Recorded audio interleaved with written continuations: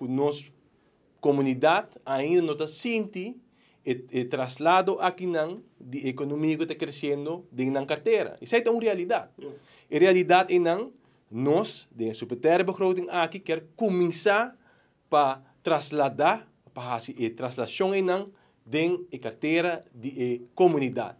Pensei que tenho que maneira de começar, não está ainda com as malas garotas, maneira espírita indica, mas tem um começo sim. Nós temos que começar um caminho.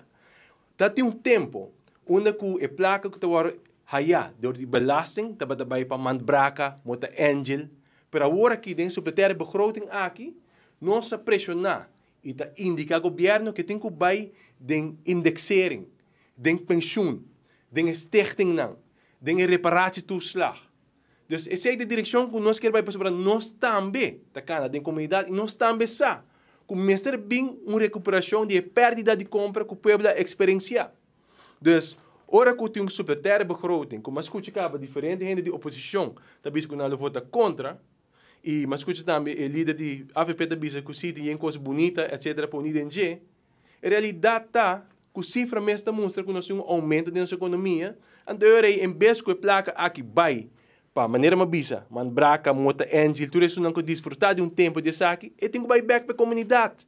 Lagi vai back para indexar e amtenar não. Tanang para de tempo de pandemia e entregar. Lagi vai back para não está cobrando pensão de SVB. Tanang também a sofrer da pandemia. Lagi placa vai back para reparar se tu slag para não cobra menos que 2.500 florin. Não também merece um alívio. Lagi vai back também para stichting não. E fundação não que também para da pandemia, também a entregar maneira trabalhadora que está em sábado, etc.